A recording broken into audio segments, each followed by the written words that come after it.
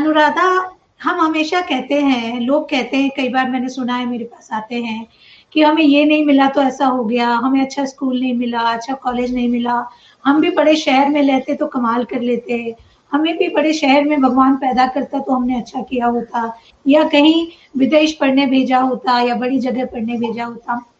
लेकिन यदि कमाल करना हो तो छोटी सी जगह में भी कमाल किया जा सकता है, और इसका जीता जागता उदाहरण आज हमारी साथी अनुराधा है। तो बात करेंगे अनुराधा से एक महत्वपूर्ण मुद्दे पर, और इस बातचीत को इसलिए मैं जरूरी मानती हूँ क्योंकि बात निकलती है तो बड़ी दूर तक जाती है। मैं आपकी दोस्त, आपकी होस्ट, आपकी मेंटर, आपकी guide, motivational speaker, life coach doctor Manisha Gaur, आप सभी का, जो लोग हमारे साथ शामिल हैं, बहुत बहुत स्वागत करते हैं, और अनुराधा का भी स्वागत करते हैं जो आज हमारे साथ ये बातचीत करेंगे।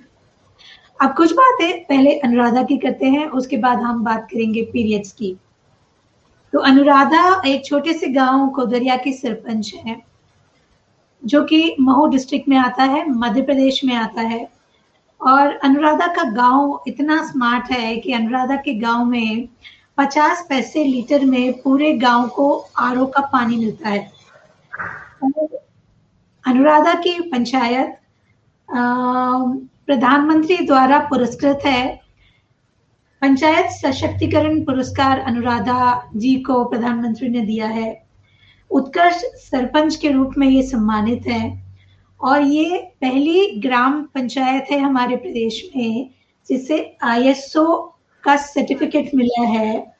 और राष्ट्रीय सम्मेलनों में अनुराधा मध्य प्रदेश का प्रतिनिधित्व करती हैं, क्योंकि ये हमारी सबसे अच्छी कही जाने वाली पंचायतों में से एक पंचायत की सरपंच है। तो एक छोटे से गांव की सरपंच होने के बाद बड़ा काम किया जा सकता है, इसका एक उदाहरण है। तो आप सब जो देख रहे हैं या देख रही हैं, वो एक बात तो सीख लीजिए इस डिस्कशन से सबसे पहले, कि अगर बड़ा काम करना हो तो आप कहीं भी रहें, कैसे भी रहें, अगर मन में कुछ करने का इच्छा है, कुछ जुनून है, तो आप कमाल कर सकते हैं। तो अनुराधा से हम बात शुरू करते हैं। अनुराधा जी, आप जिस एरिया में रहती हैं, यहाँ पे ग्रामीण एरिया में रहती हैं, और मैं तो कई बार देखती हूँ कि शहरी एरिया में भी मासिक धर्म को लेके और पीरियड्स को लेके बहुत सारी भ्रांति है। तो आप जहाँ गांव में रहती हैं, वहाँ आपके अवेयरनेस शुरू करने के पहले लोग क्या सोचते थे इस बारे में, बताइए। नमस्कार, मैं अनुराधा जोशी, ग्राम पंचायत कोदरिया की सरपंच। बहुत ही अच्छा विषय है मैडम ये। मैं ये कहना चाहूंगी कि जब सैनिटरी पैड नहीं हुआ करते थे, जब सैनिटरी पैड मार्केट में नहीं आया था, उस समय भ्रांतियां ये थी कि छुआछूत को लेकर बहुत ज्यादा बातें होती थी गांव में। और कपड़ा यूज, मैंने जब सर्वे किया गांव में तो 90% महिलाएं या किशोरियां कपड़ा यूज करती थी। उसमें दिक्कत ये थी, आए दिन उनका पेट दर्द होता था, कमर दर्द होता था, बच्चियां स्कूल में नहीं आती थी, अब्सेंट होती थी, और महिलाओं को बच्चेदानी में कैंसर जैसी घातक बीमारियों से सामना करना पड़ता था। तब बहुत बड़ा एक ये रीजन था और एक चिंता का विषय था। जब मैंने देखा 90% महिलाएं कपड़ा यूज करती है, उससे इतनी घातक बीमारी होती है, तो मैंने इसमें सर्च किया कि हम इसमें क्या कर सकते हैं ताकि मेरी गांव की बच्चियां और बहनें सुखी और स्वस्थ रहें। तो मैंने ये पाया गया कि जो गंदा कपड़ा यूज करती है उससे बहुत सारी बीमारियां होती है। उसी दौरान सैनिटरी पैड, मैंने जब नेट पे सर्च किया तो सैनिटरी पैड का आया, तब मैंने सभी को समझाया कि हम क्यों ना सैनिटरी पैड यूज करें। तो दिक्कत ये आई कि मैडम कहाँ मिलता है, सैनिटरी पैड कैसा होता है, इसे कैसे यूज करना है, इतने सारे क्वेश्चन मेरे सामने आए। जब मैंने सर्च किया, एक इंदौर की कंपनी थी, मैंने उनसे बात की कि मैं इस पे मेरे पंचायत में सैनिटरी पैड की यूनिट स्टार्ट करना चाहती हूँ, ताकि मेरे यहाँ की जो बच्चियां हैं और जो मेरी माताएं बहनें वो सुखी और स्वस्थ रहे, वो अपना जीवन अच्छे से यापन कर सके। उन्हीं के सहयोग से मैंने यूनिट स्टार्ट किया। जब सैनिटरी पैड का जब मैंने बताया, सब बहनों को इकट्ठा किया, मेरी सब हंसी उड़ाने लगे कि मैडम ये काम कैसे करेंगे, कैसे होगा, इतना आसान नहीं है, आप तो अचार बनवाइए, पापड़ बनवाइए, वो भी कुछ काम कीजिए, हम करने को तैयार है।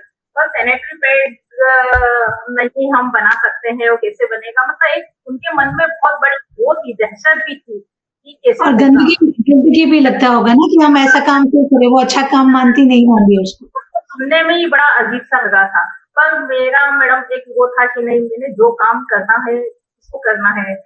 जुनून जज्बे के साथ मुझे बहुत दिक्कतें भी आई, परेशानियां भी आई, पर हमारे घर में भी सब कहने लगे कि क्या जुनून है ये, अच्छी बात नहीं। पर मैंने कहा नहीं, मुझे करना है। तो मैडम ये देखा मैंने, जहाँ चाह होती है वहां पे अपने आप रास्ता निकल जाता है। निकल आता है। तो अनुराधा जी, आपको बहुत बहुत बधाई कि आपने इतनी हिम्मत करी। और क्योंकि मैं आज भी देखती हूँ कि महिलाएं खुद को गंदा मानती हैं उन दौरान में जब वो पीरियड्स में होती हैं। तो ये माना जाता है कि यदि आपने भी कहीं पढ़ा होगा कि जब हम कहीं सुनते हैं, किसी पोथी में लिखा होता है कि मासिक धर्म में जब महिला होती है, जब मेंसेस होते हैं, तो पहले दिन वो चांडालनी होती है, तीसरे दिन दोबन होती है। तो मैं यहाँ सुनने वालों को या हमसे हमारे साथ ज्वाइन करने वालों को बताना चाहूंगी कि आप कैसे मान लेते हो, आप अगर एक महिला हो और आप अगर एक महिला नहीं है, किसी महिला के पति हैं, भाई हैं और परिवार के कोई भी मेंबर हैं, तो एक महिला जो हमेशा अच्छी होती है वो किसी दिन चांद डालनी कैसे हो सकती है, किसी दिन धोबन कैसे हो सकती है। और अगर आप ये कहते हैं कि वो तीसरे दिन धोबन होती है, तो ये तो धोबन के काम का अपमान है। देखिए, काम कोई बुरा नहीं होता, हर काम को सम्मान दिया जाना चाहिए।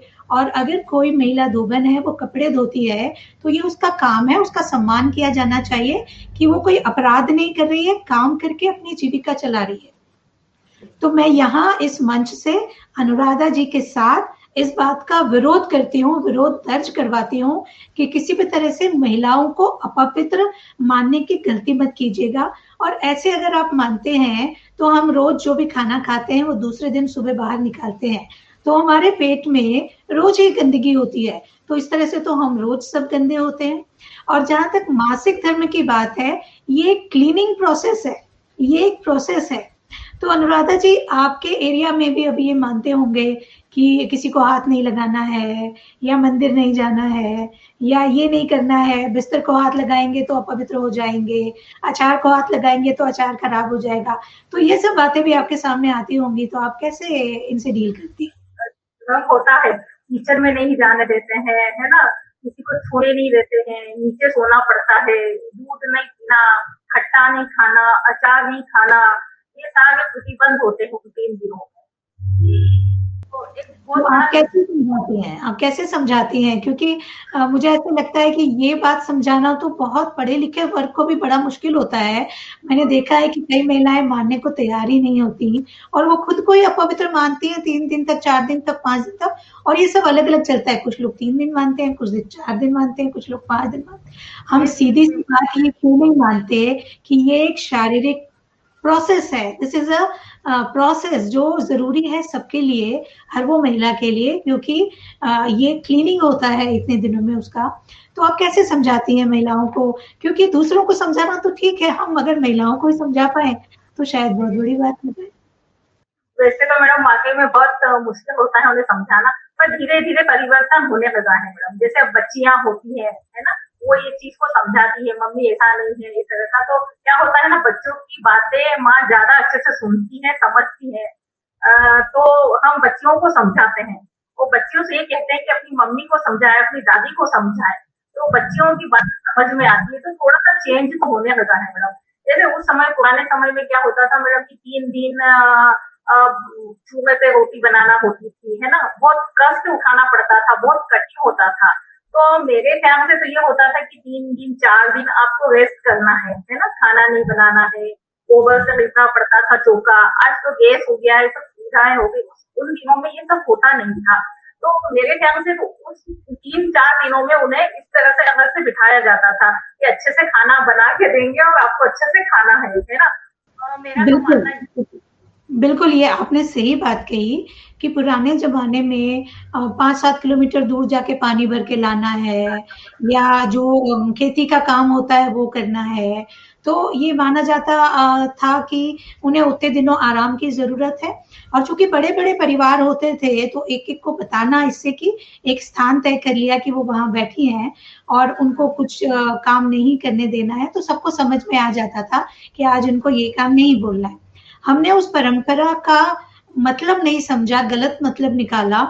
और कई मेरे पास जब मैंने ये अनाउंस किया कि हम इस विषय पर बात करने वाले हैं, तो कुछ महिलाओं ने फ़ोन करके मुझसे कहा कि हमारे परिवारों में तो ये होता है कि जब हम मेंसेस में होते हैं, तो हमारे घर वाले दूसरे काम निकाल देते हैं कि अब 3-4 दिन तुम फुर्सत में हो ना, तो ये कोठी भर के गेहूँ बीन लेना, या ऐसे जो काम होते हैं। तो ऐसे तो वो और उसको आराम तो मिलेगा नहीं, वो और ज़्यादा परेशान हो जाएगी, और ज़्यादा थक जाएगी। तो हमें ये समझना चाहिए कि सामान्य दिनों की तरह ही छोटा-मोटा काम जो वो ज़रूरी है वो कर सकती है, और जो कुछ भी वो रूटीन में करती है वो कर सकती है, पर उसको बहुत भारी या बहुत गैर ज़रूरी कामों से बचाने के लिए शायद ये किया होगा, या और कुछ होगा, लेकिन वो अपवित्र होती है, ये मानना तो कतई गलत है। और आज की बात जो महिलाएं ये सुन रही हैं, अब खुद भी माने और ये डंके की चोट पर सबसे कहें कि मेरे लिए पूरे 30 दिन एक जैसे हैं, पूरे 365 दिन एक जैसे हैं, और मैं इस कायनात की चाही गई इंसान हूँ। जैसे कि पुरुष होते हैं वैसे ही मैं भी हूँ। तो कोई दिन ऐसा नहीं होता कि मैं अपवित्र हूँ और मैं इसको नहीं छू सकूँ, मैं उसको नहीं छू सकूँ। और ईश्वर तो हमारे अंदर रहते हैं। वो जो मंदिर है या दूसरे जो तरीके हैं मानने के इस शक्ति को, वो अलग अलग है, लेकिन हम अपवित्र नहीं है, ये बात पे तो मुझे बड़ा इतराज है जब ये माना जाता है।